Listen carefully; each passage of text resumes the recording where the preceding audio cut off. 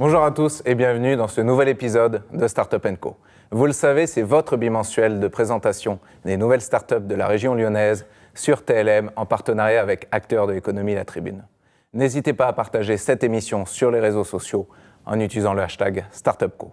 Pour ce nouveau numéro, j'ai le plaisir d'accueillir Ciro Jaén Panizza, CEO de l'organisme de formation en langue étrangère Speak Plus, par visioconférence, une formation par visioconférence. Il est accompagné par Grégory Palaillé. Bonjour. Bonjour. Donc, fondateur et président, cofondateur et président de la cuisine du web, mais c'est aussi un entrepreneur puisqu'il a fondé Up My Biz. Et maintenant, je vous dis à tous, bienvenue dans le monde des startups, bienvenue dans Startup & Co.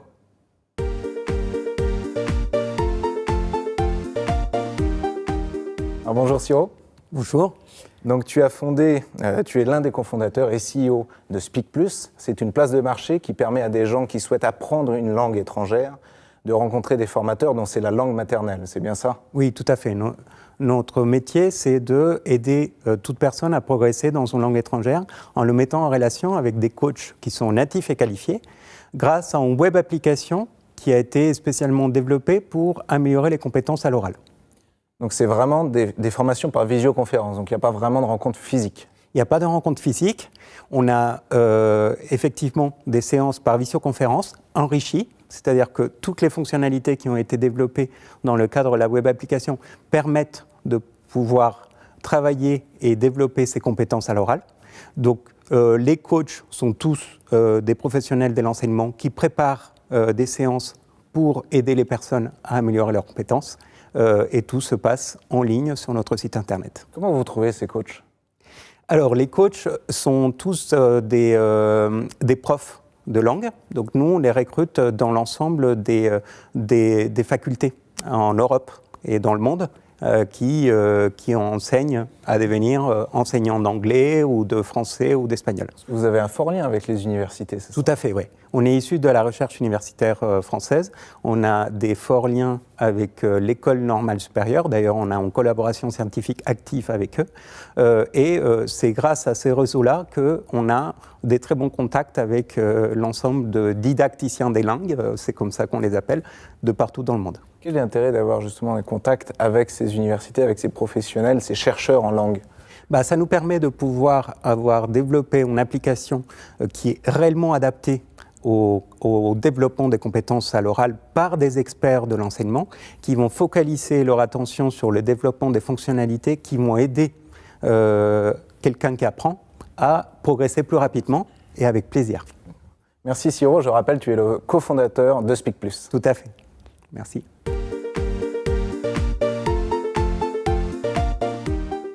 Alors bonjour Grégory. Bonjour. Donc tu es président et cofondateur de la cuisine du web, mais tu es avant tout un entrepreneur. Tu as fondé Up My Biz. Tu peux nous le présenter? Oui, volontiers. Up My Biz, c'est une agence de conseil et d'accompagnement e-commerce. Ça veut dire concrètement qu'on aide les entreprises à vendre plus et mieux investir sur Internet. On va dire ce qui fait notre différence dans la multitude des prestataires sur ce secteur-là, c'est deux choses. La première, c'est qu'on a une équipe de 10 anciens e-commerçants, donc qui connaissent bien les spécificités de ce secteur. Puis la deuxième chose, c'est qu'on a un partenariat avec Google sur la partie Analytics, ce qui permet en fait d'aller voir dans les données de nos clients et d'en tirer des avantages concurrentiels. Ce que j'ai vu sur ton site, justement au niveau de Google, vous êtes référencé par Google comme étant justement... Voilà, on a un partenariat spécifique avec eux, il n'y a que 20 agences en France qui bénéficient de ça, donc ça impose aussi beaucoup de contraintes. Oui, tout à fait. Alors, qui sont tes clients? Nos clients, on a à la fois des marques qui veulent vendre ailleurs qu'en France, comme Villebrequin ou Rossignol. On a des spécialistes de leur secteur, comme Eco-Apiculture ou Micromobility, qui veulent accélérer pour être vraiment présents. Et puis des boîtes plus locales, comme le Ninkasi, qui vient juste de lancer sa vente en ligne. Et puis dernièrement, on perçoit beaucoup d'industriels et de B2B, parce que là, ils ont beaucoup de potentiel sur ce secteur-là, y compris pour de la vente directe, sans forcément passer par leurs distributeurs traditionnels. Alors, c'est une question au niveau de tes clients. Oui. Est-ce qu'ils ont un réel... Ils te voient comme un sauveur quand tu arrives chez eux? Parce qu'on sent quand même qu'il y a une réelle difficulté pour les commerçants, entre guillemets, classiques. Donc, est-ce que tu arrives, entre guillemets, un peu comme un sauveur? Sauveur, je ne sais pas. On est plutôt des guides, puisque le e-commerce, c'est vrai qu'il peut y avoir beaucoup de désillusions. Donc, par exemple, pour un porteur de projet, un individuel qui veut sécuriser son projet, qui a besoin d'une vraie étude de marché, d'un business plan, d'un vrai cahier des charges, il vient nous chercher. Notamment, c'est l'aide d'obtenir son financement auprès d'une banque ou auprès d'actionnaires. Et puis, une entreprise, effectivement, qui se demande si elle doit embaucher tout de suite. quand elle lance son e-commerce, on peut lui apporter, nous, du temps et de l'expertise sans qu'elle soit obligée de recruter immédiatement. Merci Grégory, je rappelle, tu es le fondateur de UpMyBiz. Merci. Alors l'objectif d'échange qu'on va avoir maintenant va être de revenir justement sur un événement qui a eu lieu dans le milieu startup la semaine dernière. Je parle du Blend Web Mix. Donc Grégory, tu es, comme on l'a déjà dit, le président de la cuisine du web qui a organisé le Blend Web Mix. Tu peux nous présenter ce qu'est la cuisine ?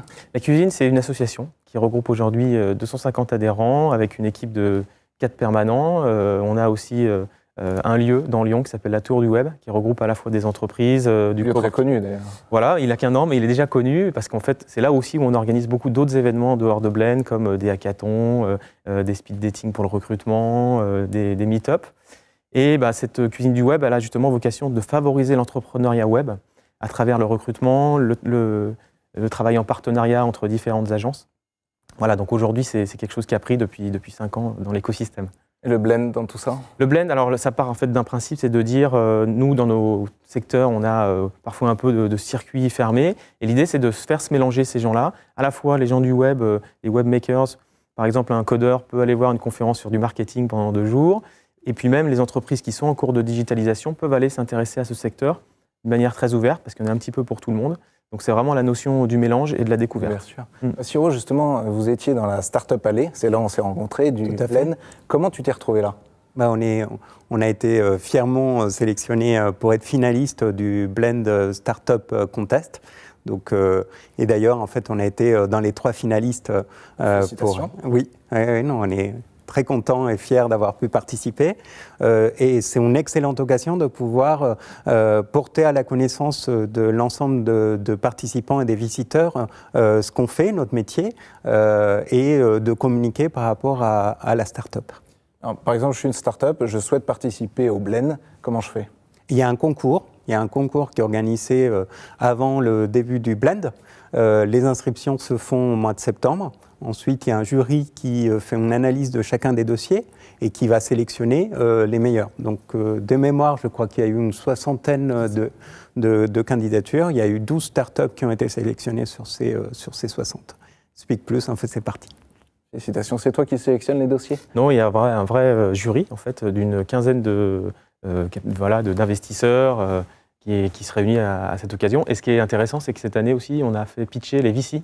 Et ils n'en ont pas forcément l'habitude, les fonds, de se valoriser et de se retrouver de l'autre côté de la barrière. Donc ça, on l'a reproduit.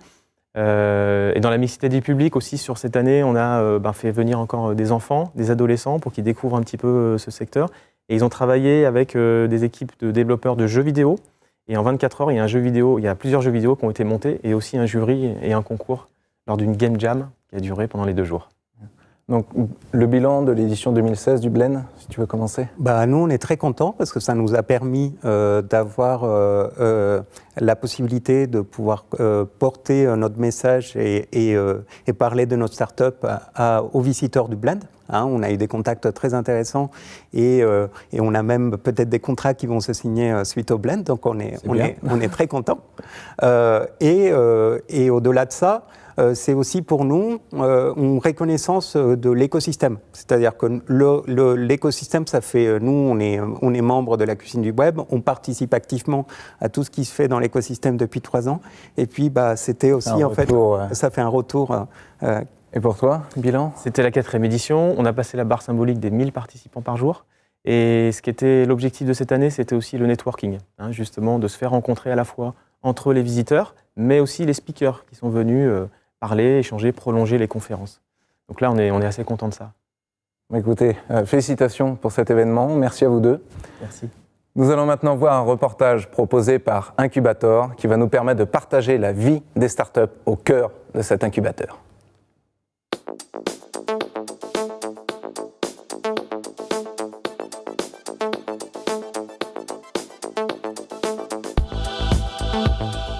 Fretly, c'est une start-up qui digitalise les appels d'offres.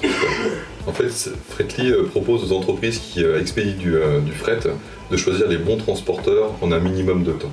C'est une expérience digitale en fait, parce que Fretly propose à la fois une plateforme qui met en relation avec les bons transporteurs, mais également un simulateur qui permet de calculer en temps réel les offres des transporteurs Et enfin, l'accompagnement d'un expert Fretly qui aide l'entreprise à prendre les bonnes décisions. Un expert Fretly, c'est une personne qui s'y connaît dans les achats, c'est une personne qui s'y connaît dans le transport et qui est capable de faire de bonnes recommandations aux entreprises qui cherchent les bons transporteurs. Alors l'expert Fretly, pour l'instant, c'est moi.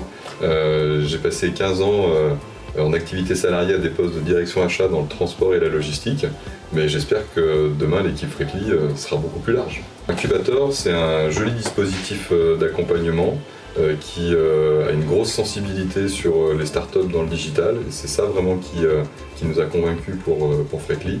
Et au-delà de cet accompagnement dans le digital, c'est tout un tas d'ateliers, d'émulation collective, d'espaces de coworking avec les autres startups qui sont également hébergées ici. C'est très sympa d'être avec d'autres startups, il y a beaucoup de partage. On ne se sent pas seul chez Incubator quand on est une fille, il y en a d'autres. C'est avec une approche originale qu'Incubator a proposé aux startups de les aider sur un problème très pratique, comment réagir face à un interlocuteur en situation de vente, présentation ou négociation. Grâce au professeur de théâtre d'impro Philippe Atten, les porteurs de projets ont pu travailler autour des thèmes oser, se décomplexer, être en écoute active et adopter une posture adaptée. De retour sur le plateau de Startup & Co. À la prochaine édition, nous allons parler d'e-sport. Car vous savez probablement, mais les nouvelles technologies ont révolutionné la manière dont nous appréhendons les jeux vidéo. Startup & Co est fini pour aujourd'hui. N'hésitez pas à partager cette émission sur les réseaux sociaux en utilisant le hashtag StartupCo. Et surtout, n'oubliez pas, vous pouvez toujours revoir l'ensemble des émissions en replay sur les sites de TLM et acteurs de l'économie La Tribune. Je vous dis à dans 15 jours pour une nouvelle plongée au cœur des startups.